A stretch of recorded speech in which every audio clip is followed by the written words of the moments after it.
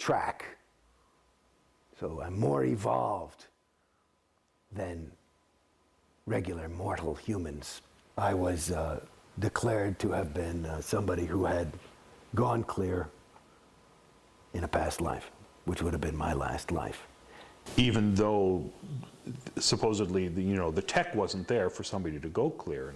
Well, you can go clear. Well, no, Dianetics was written in 1950.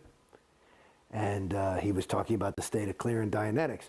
It was not until they wanted that I personally believe that, it's just that there's always something being re-released because it never was quite correctly done or understood. And all the people who went clear last lifetime, even though they may have been on OT8s, were pulled back in because in New Era Dianetics, which was a later way of going clear, there was a different criteria. There were different criteria for what was a clear and getting rid of an engram, which is a whole thing. And so you had to go in and get all the postulates off.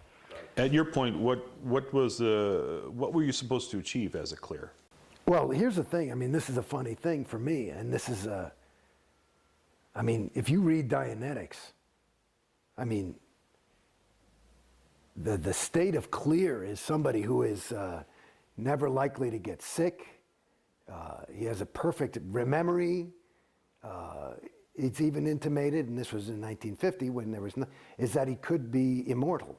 He may never die. It's pretty funny. And so that's what the state of clear is. They define it as no longer has his own reactive mind, which is a rigged game to get somebody to take OT levels, which is their real moneymaker. But the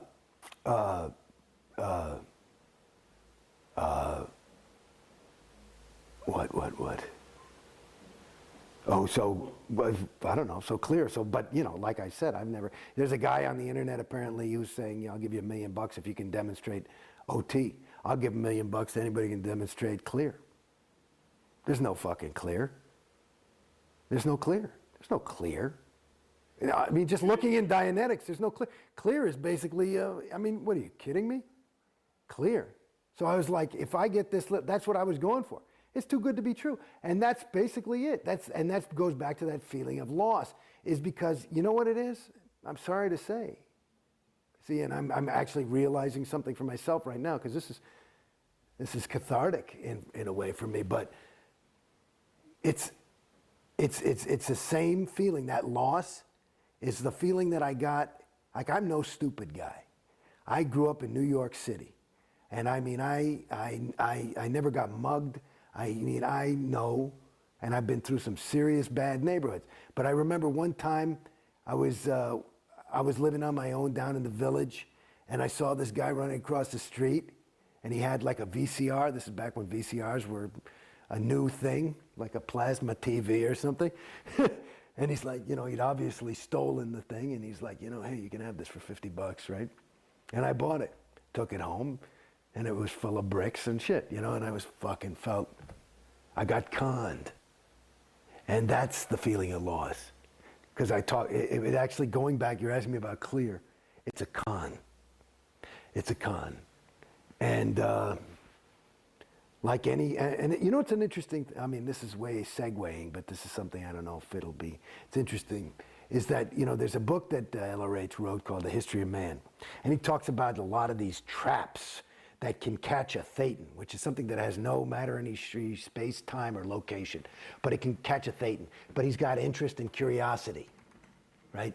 And so there's these things called theta traps, and so and the best theta traps are ones that the thetan runs on autopilot. Like if I'm trying to enslave somebody, the last thing I want to do is have to worry about fucking, keeping the key and the lock and the best traps, you get a guy to just keep himself in jail, right? And that's what Scientology does. You just keep yourself in jail, and that that's it. It's a perfect theta trap, because you believe it, and you are investing your time and your money, and so it's you can't be a fool. That's too much to confront, When you were a kid, you were saying you were able to look at your dad or your uncle and you could really perceive them and understand them and know them. Yeah. When you looked around at the people in the org and you trusted them, do you think there was a misperception there, or were you? Well, I tell you, I got to be honest, is that the more I got in, the stupider I got. That's as I get out, that's my perception.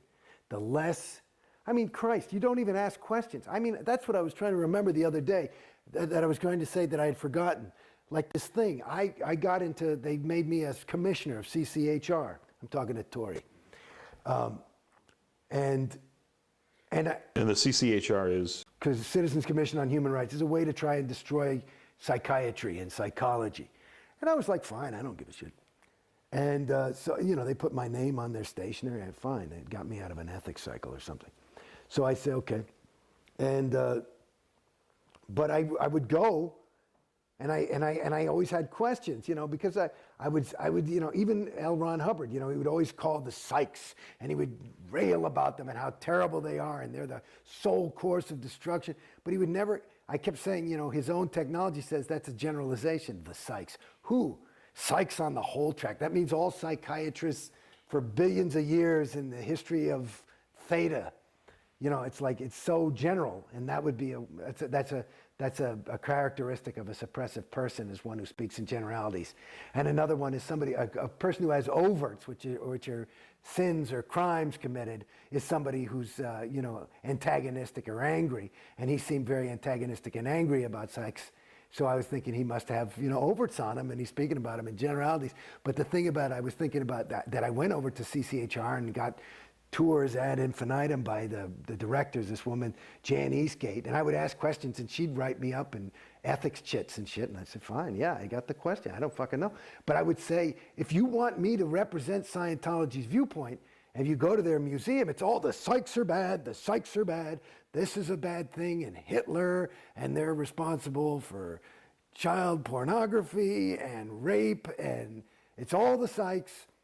And I say, okay, that's their viewpoint. I say, but if I'm going to get into a discussion, you know, if you want to prepare me to be a spokesman for this shit, I got to know the other side. So, and I kept asking, can you give me the other side? And they won't give it to you. And every time I would push it, I'd be like, honey, there's no way to get into the argument. You know, they're not, if it's all this is true, there wouldn't be anything. I got to know their viewpoint. How am I going to win the argument? You know what I mean? And they wouldn't give me the viewpoint. And it was like, and then they started to write me up because I'm doubting. I'm not saying I'm doubting or nothing. I'm just waiting for the data, which is this whole big thing about learning how to think correctly is this other course called the data series. And basically you have to get all the data. They won't give you any fucking data on certain things. And especially about this. There's nothing written in all the tomes of Scientology about psychiatry. Nothing other than the psychs are responsible for all your sexual problems because they implanted you as a thetan 10 years ago. And I realized that on my research of OT10. Oh, well, then it must be true because LRH says it's so. I mean, it's really, you see how at a certain point you get conned. And I was saying, where's the fucking data? I'd say to everybody. And they'd show you, and nobody's allowed to tell you anything.